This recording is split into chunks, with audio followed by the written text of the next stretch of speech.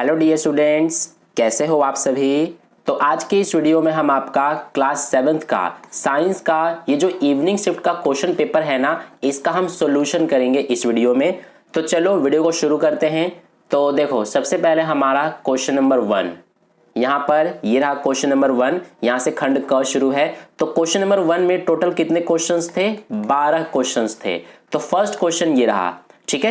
हिंदी और इंग्लिश दोनों में मैं आपको समझा दूंगा। सबसे पहले हिंदी में देखो, पित्ताशय में पित्त-रस अस्थायी रूप से भंडारित होता है, ये बताना था सत्य है या असत्य है। तो ये हमारा सत्य था, ठीक है। इसी तरह से इंग्लिश मीडियम में ये रहा, the gall bladder temporarily stores bile, तो ये हमारा ट्रू है, ठीक है। इसके बाद है हमारा नेक्स्ट सेकंड क्वेश्चन, सूचक वह पदार्थ है जो सामान्यतः अम्लीय और क्षारकीय विलयनों में भिन्न रंग दिखाता है, तो ये भी हमारा सत्य था, ठीक है। इसी तरह से इंग्लिश में भी है हमारा कि indicator is a substance which generally shows different colours in acidic and basic solutions, तो ये हमारा ट्रू था। इसी तरह से हमारा है नेक्स्ट थर्ड क्वेश्चन, किसी दिए गए लोलक का आवर्तकाल नियत होता है, तो ये भी हमारा सत्य ही था, ठीक है। जो लोलक होता है उसका आवर्तकाल नियत होता है, ये हमारा सत्य था। इसी तरह से जो इंग्लिश मीडियम में है इसमें देखो, the time period of a given pendulum is constant, तो ये हमारा ट्रू हो जाएगा।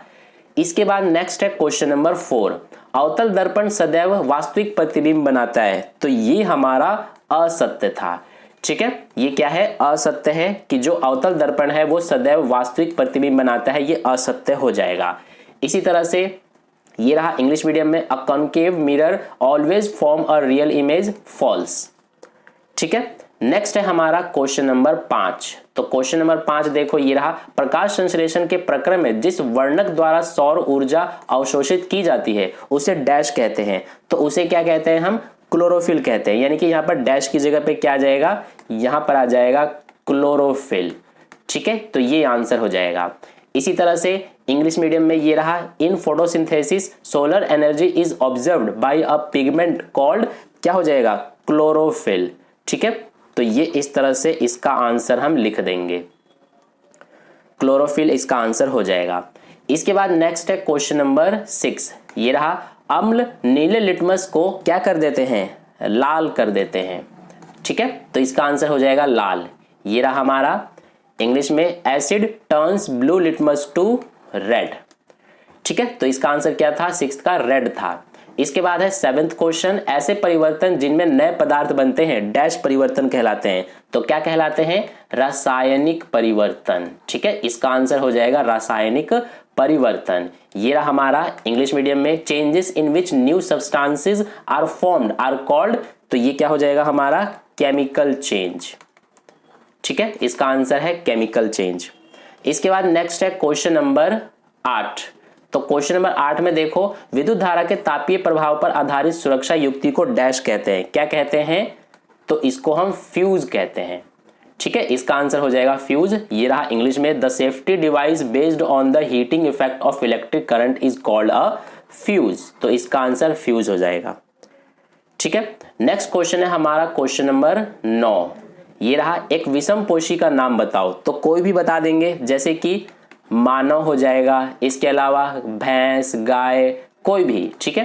तो इस तरह से बस एक ही पूछा था, तो एक आप कोई भी लिख सकते थे विषम पोषी का, ठीक है। विषम पोषी कौन से होते हैं? जो अपने भोजन के लिए दूसरों पर निर्भर होते हैं, तो ये हमारा आंसर हो जाएगा। इसमें अथवा में भी दिया था, अगर आपको इस क्वेश्चन का आंसर नहीं आ रहा था एग्जाम में तो इसका आंसर आप कर सकते थे। इसमें पूछा था, पत्ती में मर्ण का परीक्षण करने के लिए किस रसायन का उपयोग होता है? तो आयोडीन विलयन का उपयोग होता है, इसका आंसर हो जाएगा आयोडीन विलयन, ठीक है। ये आंसर है इसका अथवा वाले क्वेश्चन का। इसी तरह से ये रहा हमारा इंग्लिश मीडियम में, नेम वन हेट्रोट्रोफ, तो हेट्रोट्रोफ कोई भी बता देंगे, जैसे कि एक लिख देते हैं हम ह्यूमन।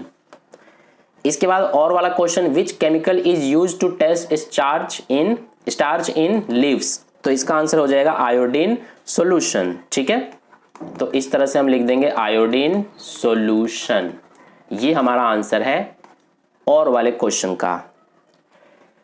इसके बाद नेक्स्ट करेंगे क्वेश्चन नंबर 10। ये रहा हमारा, क्या हम गाजर सॉरी गाजर नहीं है यहाँ पर, क्या हम गीजर और टेलीविजन सेट में एक जैसे फ्यूज का उपयोग कर सकते हैं? इसका आंसर हो जाएगा नहीं।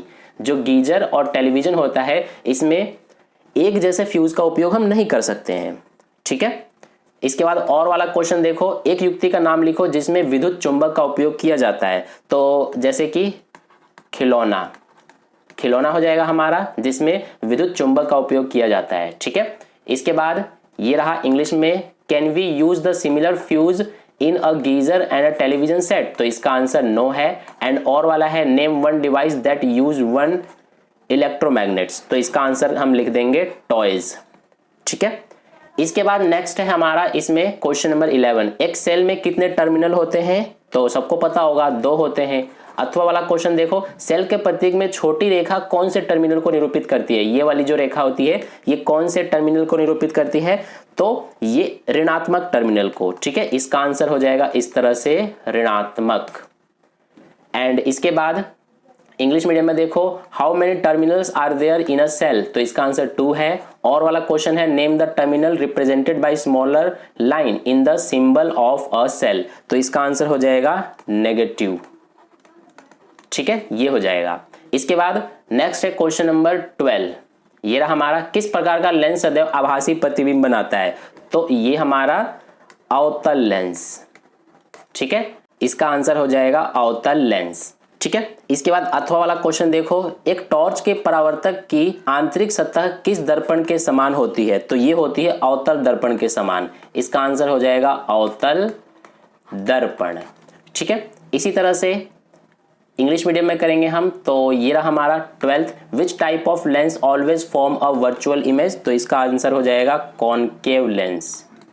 ठीक है, ये हमारा हो गया कॉनकेव लेंस। और वाला क्वेश्चन है, the inner surface of the reflector of a torch is similar to which mirror? तो इसका आंसर हो जाएगा कॉनकेव मिरर। ठीक है, कॉनकेव एंड ये मिरर। तो ये हमारा आंसर है क्वेश्चन नंबर 12 का। तो फर्स्ट क्वेश्चन में टोटल कितने क्वेश्चंस थे? 12, सभी के आंसर हमने कर लिया। इसके बाद हमारा सेक्शन बी शुरू हो जाता है। तो सेक्शन बी यानी कि सेकंड क्वेश्चन से सेक्शन बी शुरू है। तो देखो सेकंड क्वेश्चन ना 2 नंबर का है। सेक्शन बी में जितने भी क्वेश्चंस आपको दिखेंगे सारे 2-2 नंबर के थे। फर्स्ट क्वेश्चन हमारा ये रहा, यानी कि सेकंड क्वेश्चन ये रहा, व्हाट आर सेप्रोट्रॉफ्स? तो सेप्रोट्रॉफ्स क्या होते हैं? देखो इसका answer, some organisms derive their nutrition from dead and decaying matter, they are called saprotrophs. ठीक है, तो ये आंसर हो जाएगा सेकंड क्वेश्चन का। इसमें और में भी क्वेश्चन दिया है, व्हाट आर पैरासाइट्स? तो पैरासाइट्स क्या होता है? देखो, some organisms take food from the living host, they are called parasites. ठीक है, तो इसका आंसर ये हो जाएगा हमारा सेकंड के और वाले क्वेश्चन का आंसर।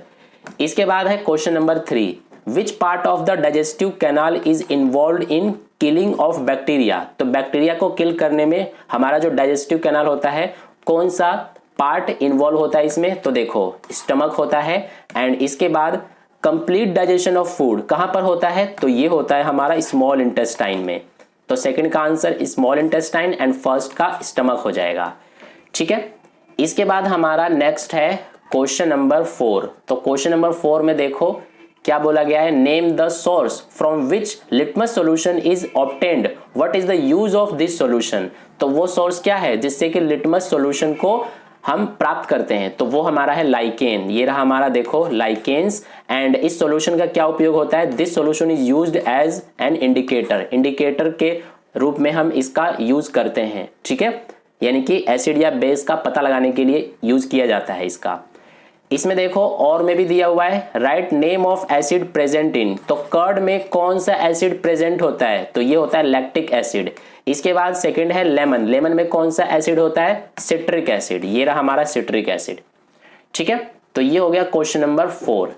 इसके बाद नेक्स्ट है क्वेश्चन नंबर 5। यहां पर ये रहा, सबसे पहले हिंदी मीडियम में दे रखा है, तो मैं अभी इनके आंसर ना इंग्लिश मीडियम में करा रहा हूं। देखो ये रहा हमारा क्वेश्चन नंबर 5 इंग्लिश मीडियम में, describe the magnetic effect of electric current.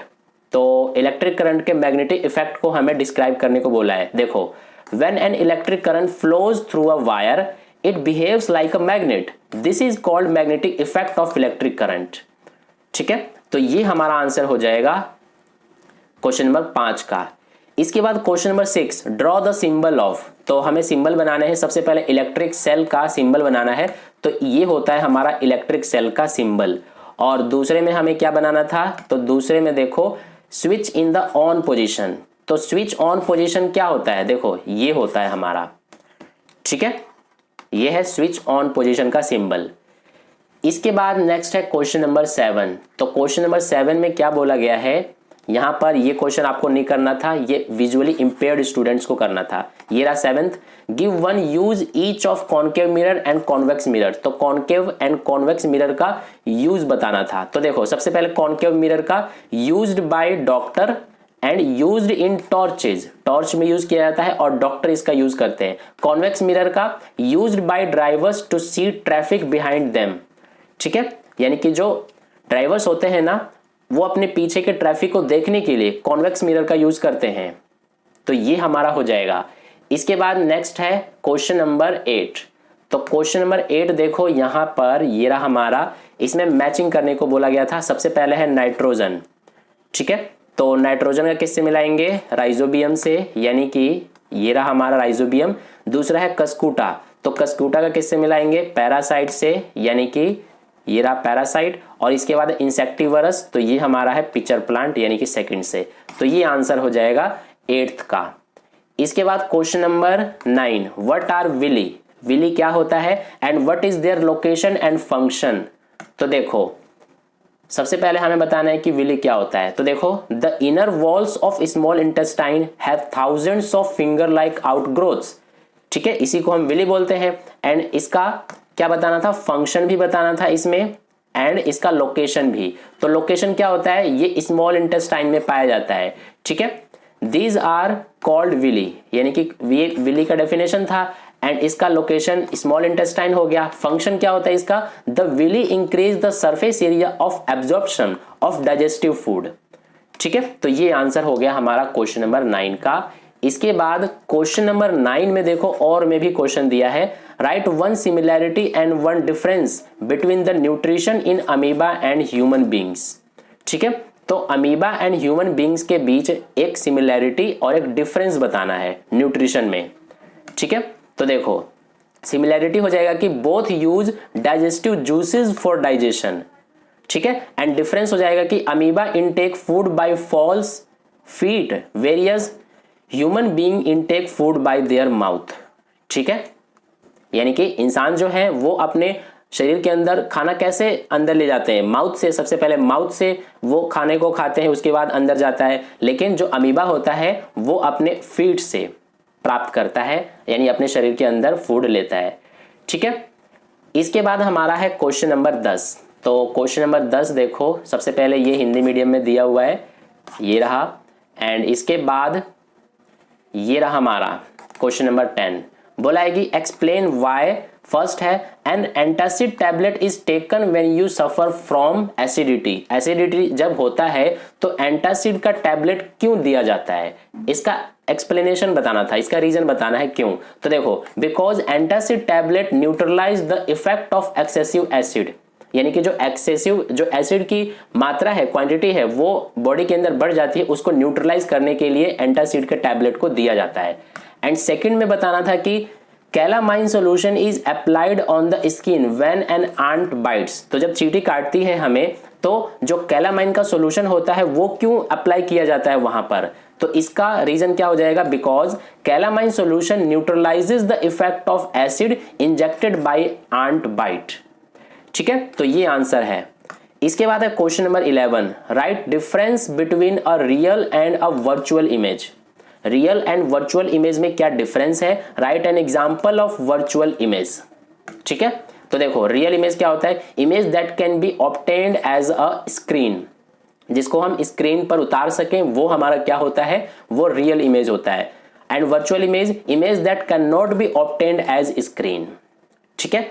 And example क्या हो जाएगा वर्चुअल इमेज का, कि image formed by plane mirror. तो जो प्लेन मिरर से इमेज बनता है वो हमारा वर्चुअल इमेज होता है, ठीक है। तो ये हमारा हो गया क्वेश्चन नंबर 11। इसके बाद नेक्स्ट करेंगे क्वेश्चन नंबर 12। सबसे पहले क्वेश्चन नंबर 11 में ना यहाँ देखो और में भी दिया हुआ है राइट 3 यूजेस ऑफ लेंसेज, तो लेंसेज के 3 यूजेस बताने हैं।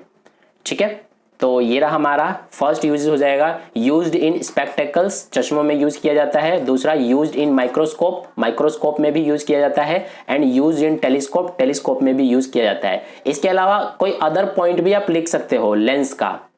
ठीक है, जरूरी नहीं है कि यही 3 लिखोगे तो आपका आंसर सही माना जाएगा, इसके अलावा अदर भी आंसर हो सकते हैं। इसके बाद नेक्स्ट करेंगे क्वेश्चन नंबर 12। तो क्वेश्चन नंबर 12 में देखो, क्वेश्चन नंबर 12 से आपका सेक्शन सी शुरू है। तो सबसे पहले बोला है कि classify the following as physical और केमिकल चेंजेस। फर्स्ट है कटिंग ऑफ वुड, यानी कि लकड़ी का काटना, ये क्या है, ये फिजिकल चेंज है।